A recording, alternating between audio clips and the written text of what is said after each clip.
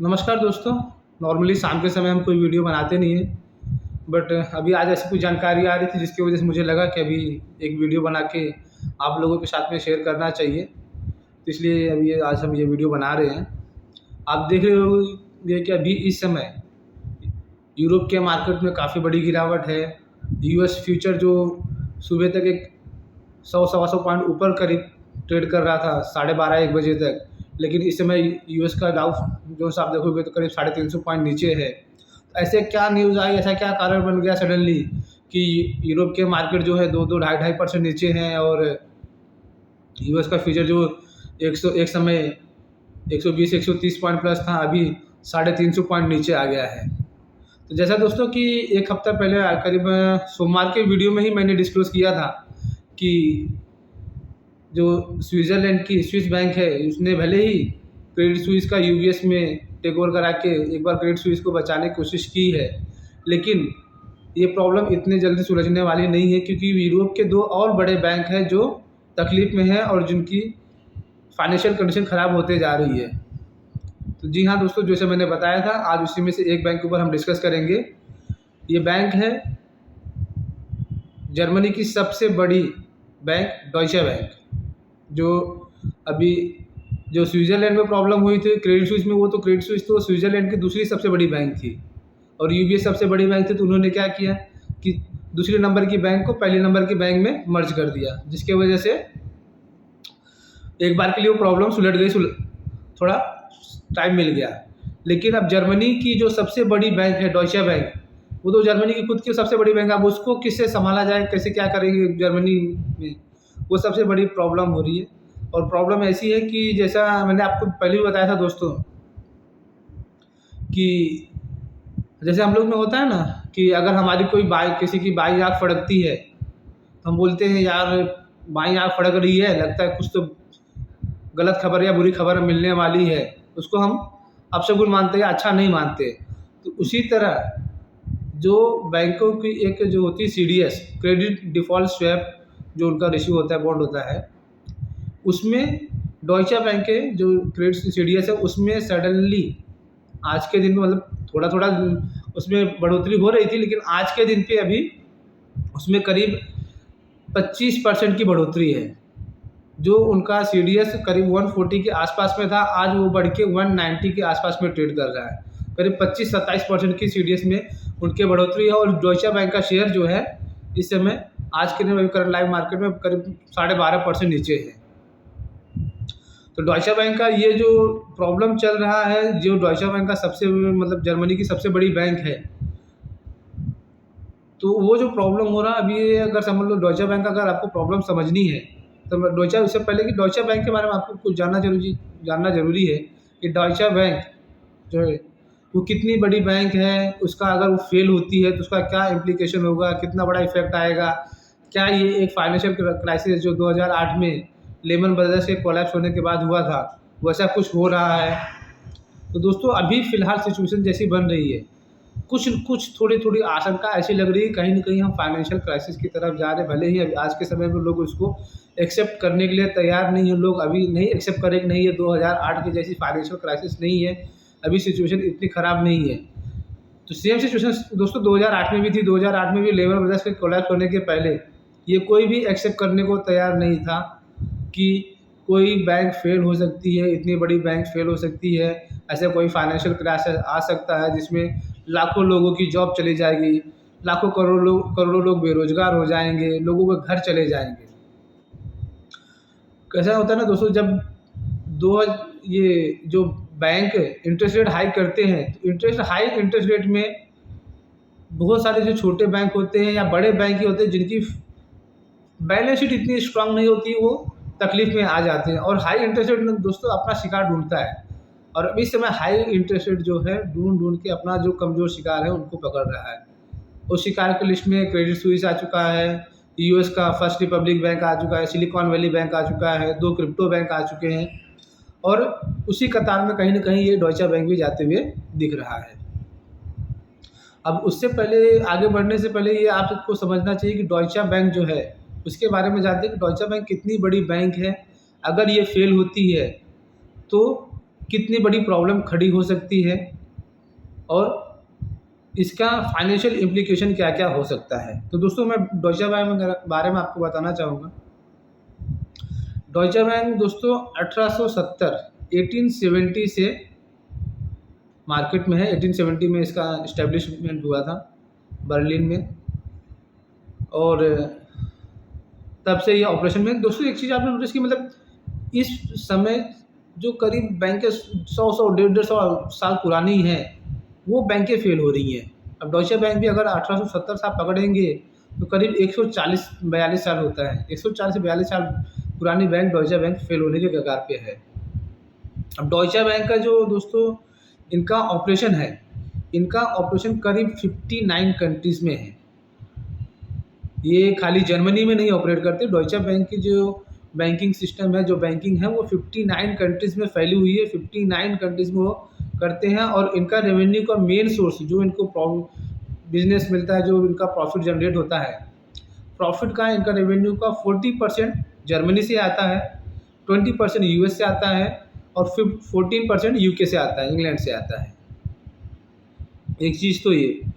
दूसरी चीज़ दोस्तों, डॉइचे बैंक ऐसा मतलब आज के आज रातों रात तकलीफ़ में नहीं आ गई।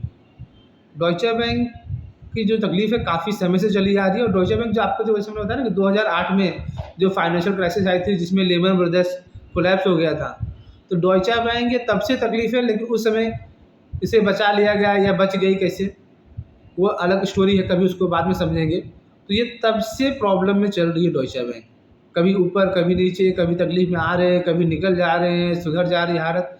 लेकिन इस समय इस बार सिचुएशन थोड़ी अलग है। सिचुएशन अलग क्यों है?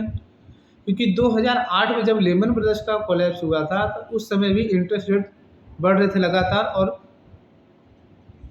लेमन ब्रदर्स कोलैप्स हो गया, लेकिन और इन्फ्लेशन ऑलमोस्ट कंट्रोल में आ गया था। लेकिन इस बार क्या हो रहा है कि अभी भी वर्ल्ड वाइड किसी भी कंट्री में इन्फ्लेशन कंट्रोल में नहीं है, और हर देश की सेंट्रल बैंक इन्फ्लेशन अभी भी इन्फ्लेशन को कंट्रोल करने के लिए इंटरेस्ट रेट बढ़ा रही है।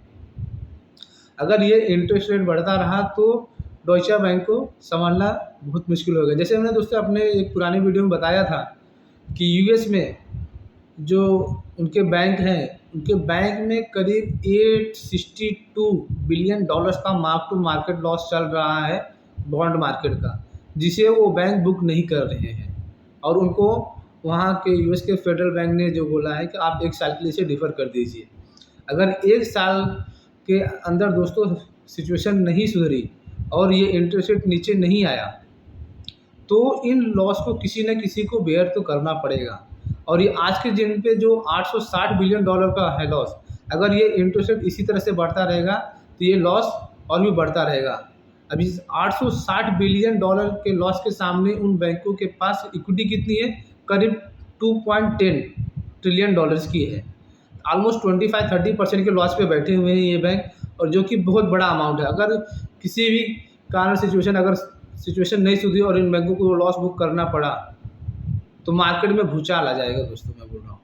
आज के टाइम पे लोग इसे सीरियसली नहीं ले रहे हैं। अभी भी लोग अवॉइड कर रहे हैं, सोच रहे हैं कि वो सुधर जाएगा। मैं भी उम्मीद करता हूँ कि ऐसी कोई सिचुएशन ना आए, सुधर जाए, इंटरेस्ट रेट नीचे आ जाए। बट इंटरेस्ट रेट नीचे कैसे आएगा दोस्तों? इंटरेस्ट रेट नीचे आने के लिए किसी न किसी को अपना ईगो छोड़ना पड़ेगा। इन्फ्लेशन क्यों बढ़ी दोस्तों? अगर आप इन्फ्लेशन के बैकग्राउंड में जाएंगे तो इन्फ्लेशन बढ़ी जब से यूक्रेन और रशिया का वॉर शुरू हुआ। अब यहाँ पे वेस्टर्न कंट्रीज़ का जो वेस्टेज इंटरेस्ट है, वो जेलेंस्की के कंधे पे बंदूक रख के चला रहे हैं, और जेलेंस्की भी पता नहीं क्या सोच रहे हैं। देश तो उनका ऑलमोस्ट पूरा बर्बाद हो चुका है। वो यूक्रेन से और रशिया के बीच में लड़ाई चालू है। अगर कहीं न कहीं अगर कोई सहमति नहीं बनती है और ये युद्ध इसी तरह चलता ही रहा, तो इन्फ्लेशन नीचे नहीं आएगा। इन्फ्लेशन का सबसे बड़ा कारण है जो वो वार है। वार जब ख़त्म होगा तभी इन्फ्लेशन नीचे आएगा। ये आप इंटरेस्ट रेट बढ़ाओ, आप कुछ भी करो, इससे इन्फ्लेशन इतना जल्दी कंट्रोल नहीं होने वाला है। जहाँ पे लोगों को देश की गवर्नमेंट को ध्यान देना है, वहाँ पे वो ध्यान ही नहीं दे रहे। जहाँ पे नहीं ध्यान देना, वहाँ पे ध्यान दे रहे हैं। आज के दिन पे यूएस की जो गवर्नमेंट है, उन्होंने, जैसे मैंने एक पुराना वीडियो में बताया है कि जो बाइडेन ने वॉरेन बफेट से बात किया कि जो वहाँ के यूएस के जो छोटे और स्मॉल बैंक्स हैं जो तकलीफ़ में हैं, तो लास्ट वीकेंड पे उन्होंने उनके सीईओज़ को वॉरेन बफेट के पास भेजा था मिलने के लिए कि आप जाइए, मिलिए, उनसे बात कीजिए। और वॉरेन बफेट जी को बोला कि आप देखिए, अगर इन बैंकों में कहीं पे आपको लगता है कुछ निवेश करने लायक तो आप कीजिए। तो ये दोस्तों उन्होंने क्या किया, मतलब कि वो वहाँ पे पब्लिक को दिखाना चाहते हैं कि हम टैक्स पेयर का पैसा बैंकों में नहीं डाल रहे हैं, हम टैक्स पेयर का पैसा ऐसे ही बर्बाद नहीं कर रहे हैं, हम टैक्स पेयर का पैसा बचा रहे हैं। लेकिन यार अब उसी आप टैक्स पेयर के पैसों से आप यूक्रेन को लगातार बंदूक दिए जा रहे हो, गोला बारूद दिए जा रहे हो, लड़ाई लड़ते जा रहे हो, वो क्या है? वो भी तो टैक्स पेयर के पैसे ही आप दे रहे हो ना। आप वो नहीं समझ रहे हो। अब जब तक वहाँ पे नहीं ख़त्म होगा तब तक नहीं होगा। खैर दोस्तों छोड़ते हैं, इसका हम कभी बाद में अलग वीडियो में अलग से ज़्यादा डिटेल में डिस्कस करेंगे। अभी आज डॉइचे बैंक का बात करते हैं। डॉइचे बैंक का दोस्तों जैसे मैंने बताया 2008 में से ये प्रॉब्लम में चल रहे थे, और 2008 से कंटिन्यूस चल ही रहा था, लेकिन 2015 में इन्होंने एक बहुत बड़ा लॉस भी किया। जो उनकी प्रॉब्लम बॉन्ड की थी, ये दूसरे प्रॉब्लम चले आ रहे थे, जिसको उन्होंने एक बार क्लीन अप करने के लिए 2015 में एक बहुत बड़ा लॉस बुक किया। और दूसरी उसके ऊपर एक साल बाद ही 2016 में यूएस जस्टिस डिपार्टमेंट ने उनके ऊपर 14 बिलियन का फ़ाइन लगा दिया। 14 बिलियन डॉलर्स का फ़ाइन लगा दिया। अभी 14 बिलियन डॉलर्स का बहुत बड़ा फ़ाइन होता है। अब ये फ़ाइन क्यों लगाई यूएस जस्टिस डिपार्टमेंट ने? यूएस जस्टिस ने उनको 2008 के फाइनेंशियल क्राइसिस में उनके रोल को सही नहीं पाया, उस बेस पे उनके ऊपर ये 14 बिलियन डॉलर का फ़ाइन लगाया गया। अब ये 14 बिलियन डॉलर का जब फ़ाइन लगा दोस्तों, तो उसमें डॉइचे बैंक के जो बड़े-बड़े निवेशक थे वो काफ़ी डर गए कि ये 14 बिलियन डॉलर का जो फ़ाइन है वो डॉइचे बैंक कैसे भरेगा, वो भर पाएगा भी नहीं भर पाएगा, कैसे करेगा? तो उसको वजह से जो उनके बड़े इन्वेस्टर थे डॉइचे बैंक से निकल गए, और वो 2016 से लगातार इनकी सिचुएशन ख़राब होती चली जा रही है डॉइचे बैंक की। आज के टाइम पे आप देखेंगे तो डॉइचे बैंक लगातार, मतलब जो जर्मन के या यूरोप के दूसरे जो बैंक्स हैं उनको हमेशा अंडर ही परफॉर्म किया है। जब अच्छा मार्केट था तभी भी डॉइचे बैंक के शेयर्स उतने नहीं चले। तो अब ये जो डॉइचे बैंक के सीडीएस में सडनली राइज हुई है। अब सीडीएस को एक बार थोड़ा समझ लेते हैं दोस्तों, कि अगर किसी को सीडीएस नहीं पता है सीडीएस क्या होता है, तो सीडीएस दोस्तों ये होता है कि अगर आपका जैसे जो बैंक्स है वो बॉन्ड इशू करते हैं पैसा रेस करने के लिए, तो अगर आप जो डॉइचे बैंक ने जो भी बॉन्ड इशू किया है तो बॉन्ड को उसको सिक्योर करने के लिए अगर वो डिफ़ॉल्ट होता है तो उसके सामने एक इंश्योरेंस लेना पड़ता है या इंश्योरेंस करते हैं। इन केस अगर बैंक डिफ़ॉल्ट होता है तो उससे उसकी भरपाई की जाती है।